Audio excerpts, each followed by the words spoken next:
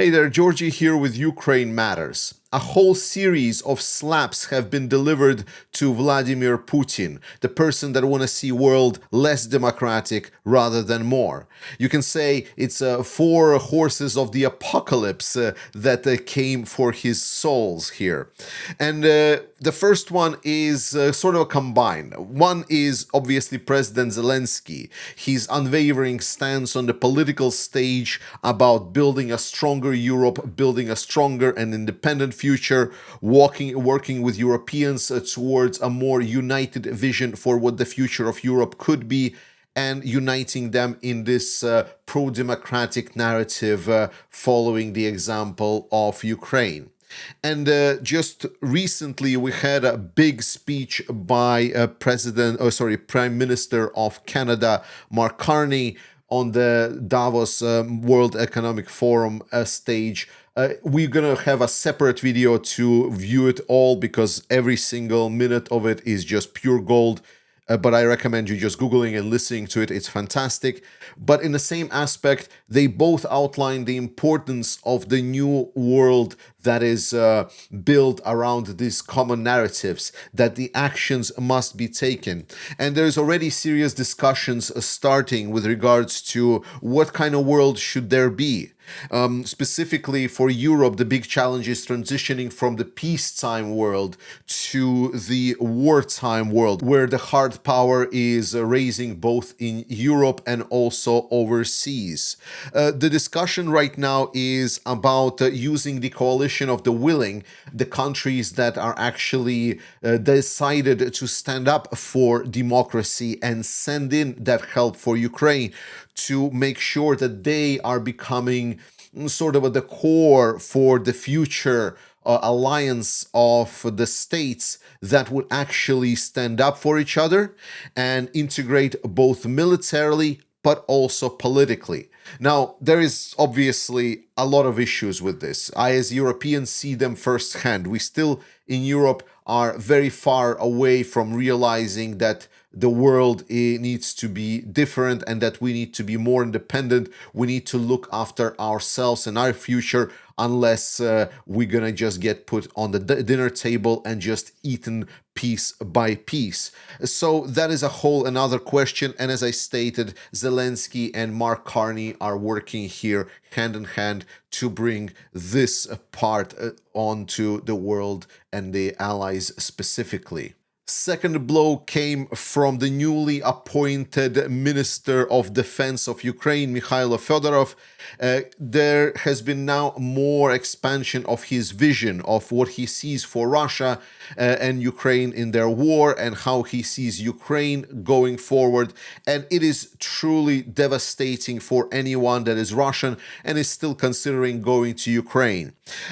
Important is that Mikhailo Fedorov is very open at talking about problems inside of Ukraine, and he is specifically addressing some of the most important things.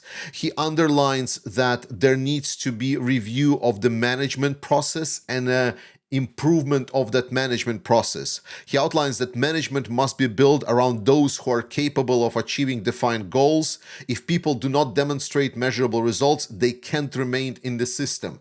Essentially, finally sort of a reboot what he did with the drone system. If you didn't know, earlier in the years, something that was called electronic e-points were introduced in Ukraine, which is, again, it's an arguable decision. People were very skeptical when it first got rolled out, but this outlined the Russian manpower and vehicle losses and kills of them by the drones as valued in some sort of points that then the units could use to purchase more equipment for the same, for themselves, essentially elevating and the supply of equipment to the units that perform better, elevating the whole efficiency. This has been a pretty successful procedure, and it definitely stepped up the overall performance of Ukrainian drone teams.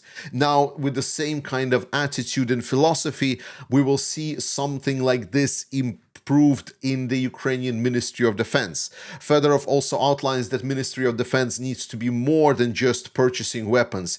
He says that it needs to be a partner to the military and essentially get things done to make sure that military can actually do their military operations. More importantly, he outlines the specific target that is needed, which very closely aligns to everything else that has been stated by the Ukrainian drone teams and also by Syrskyi and everyone else, that Ukrainian goal right now is eliminating 50,000 Russians per month. In December 2025, there were 35,000 irreversible losses. If we reach 50,000, we will see what happens to the enemy. They view people as resource, and shortages are already evident. And that is true. We talked recently about this, that for 2025, Russia planned to create 17 new divisions. But in reality, they were able to form only 4. For the next year, Russia is actually aiming a little bit lower, and they're stating that they want to get 10 new divisions. Well, question is, if there is going to be 50,000 Russian losses that will be achieved by Ukraine, can Russia form any at all? And my answer is very clear. I do not think so. So overall, Ukraine is very clearly looking at the solution for this war as to eliminate every single Russian that steps on the territory of Ukraine, one way or another. It's a pretty doable goal. I know there is a popular opinion stating that Russia has infinite resource, but that is not true, and we talked about it extensively. More importantly, some of the announcements have already been made. For example, Pavlo Yelizarov has been appointed the commander of the Air Force. Previously, he created highly efficient Lazarus Group. Lazarus Group is a unit that has a very rich history, but for a very long time they were operating secretly. And a lot of their really cool operations have been actually disclosed in last year's Brave One conference, when a lot of publicity about Lazarus Group came to be, and they showed incredible results. Truly, it was incredible that there was this secret unit that was executing some of the highest damaging operations against Russians. It's great to see such a caliber of people being in charge of major branches of military. Next one is Alexander Syrskyi, and I know that there is always some that really keeps hating on Syrskyi, but I hope people that are following my channel regularly, they know very well that we always verify those very emotional claims about this general, and every time we actually deep dive into some of the subjects, we find out that they are full of shit. And the same goes for Ukrainian defensive operations. Despite the Russian advances, as some claim to be 1% of Ukrainian territory, and stating that this is a lot and Russia is speeding up and Ukraine is collapsing, reality is that Ukrainian fortifications have been improving across the front line. Ukrainians have been adopting new tactics of defense. Ukrainian commanders have been working closely with Syrskyi. There hasn't been a collapse of Ukrainian front line. When there was a critical situations at, for example, Dobropilya with the Russian breakthrough, it was later managed. And in general, there is a lot of criticism you can say on the methods of Syrskyi, that maybe they're not the ones that everyone would like, but you cannot deny that overall Ukrainian defensive operation has been pretty much okay. And Syrskyi states that this is the way that they're going to be going forward, but he also outlines that he acknowledges the issues that has been in the military.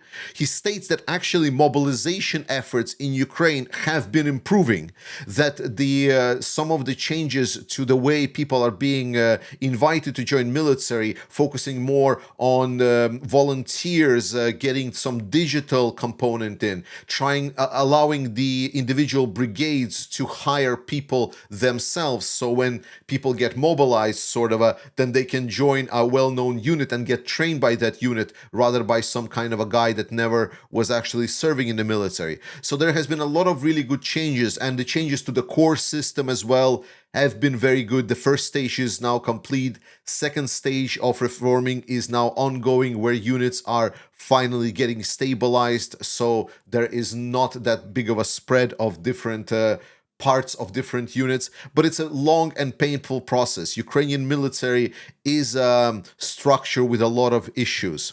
And he outlines also that it's important to conduct also the offensive operations. He states that these offensive operations will be asymmetrical in nature. So if we remember something like Kursk offensive, I do believe that this is the Syrskyi's playbook. He will try to bolster up Ukrainian defenses, he will try to bolster up Ukrainian ground forces, and he will try to conduct a lot of these asymmetric warfare operations. And as for the numbers, he actually outlines that Ukrainian troop casualties in 2025 decreased by 13%. Notably, this kind of excludes the biggest casualty for Ukraine, which is the current AWOL rates and this is the biggest problem that Ukraine is solving. But if actual injuries and deaths of Ukrainian soldiers have been decreasing by over 13% in 2025, that is indeed a great indicator, and I hope more of this will come to be. And the fourth and last slap comes from the head of the office of President of Ukraine himself, Kyrylo Budanov, that basically stated that they are right now on the radical solution path towards ending this war. Now, Kyrylo Budanov is not a man of many words. Every time he speaks, he is very cryptic. But what we do know is that while he might not be a man of words, he's definitely a man of actions. So whatever he's having in his mind, it clearly is substantiated by something. And especially when he says radical, I don't really think he means some kind of semi-negotiations. I think there's going to be something a lot more explosive in his mind, if you know what I mean. So Ukraine is doing whatever it can to fight against Putin, and we are doing everything that we can to help Ukraine. Guys, here I would ask for you to support the Ukrainian fundraiser, and you can definitely still do it. But I want to say that instead, this is where the guys thank you. We have delivered the first batch of supplies to the Ukrainian armed forces. It is not exactly drones, it's just the things that we bought for the drones. It is controllers, goggles, radio stations, and a lot of the other things that Ukrainian armed forces requested. Hey guys, there are such incredible things here that we couldn't even find here in Ukraine. Greetings. We, the soldiers of the 93rd Brigade Kholodny Yar, sincerely thank the charitable foundation Zygas POW and the Ukraine Matters community for their help in acquiring essential equipment extremely necessary for the Black Raven Battalion soldiers to perform combat missions. Thanks to you, our pilots will be able to work non-stop, becoming more accurate, more effective and stronger. Слава Україні! Героям слава! Thank you so much for your support. We will be doing even more as I'm being reported. New batches are going to be coming in shortly. So let's do it. Slava Ukraini. But now we move on. Guys, you will not believe me when I'll tell you that situation in Kupiansk is weird. So recently, Ukrainian armed forces reported that they pretty much cleared Kupiansk, and now they're just trying to confirm that there is absolutely no Russians left in the city, because they can see it as it is, but they're just trying to make sure once again. And the most hilarious thing about this is just recently, Putin again appeared online claiming that Ukrainians are encircled in Kupiansk and about to be all exterminated. I shit you not. The delusion from reality of this Russian dictator is getting worse and worse and worse. I should incorporate for some of the coming videos some of the responses and cries on the Z propaganda channels about the state of the disinformation inside of the Russian military, because they're stating that it is getting to an incredible amount and it's becoming a huge problem. Yes, Putin's delusion has not really gone away. Arguably, it's becoming even worse. Ukraine is warning that Russia is preparing for the new round of the nuclear blackmail. This time they want to strike the substations that are linked to the nuclear power plants. And this is obviously bad, but it is not as critical as it being stated. I think this is just trying to kind of prepare the population inside of Europe that Putin will try to use this card to elevate the rhetoric. So just be aware that if Putin starts stating about nuclear meltdown in Ukraine and whatever, that is all part of another layer of bullshit. And also we see more action against the Russian shadow fleet. Italy financial police seizes cargo ship for violating sanctions against Russia. The Italy's police force arrested ship in the port of Brindisi for violating sanctions against Russia. It is highly likely that this is the bulk carrier Hizir Reis, owned by the Turkish company Emiroglu Shipping. So we are seeing that finally enforcements of some of these sanctions are starting. My hope is obviously that this will continue spreading, and hopefully specifically for a lot of these naval nations, it will be a clear signal that we need to make sure that Russia does not get their oil out there. In any case, thank you so much for watching. Continue supporting Ukraine, trust in Ukrainian armed forces. I love you. Slava Ukraini, and I will see you next time.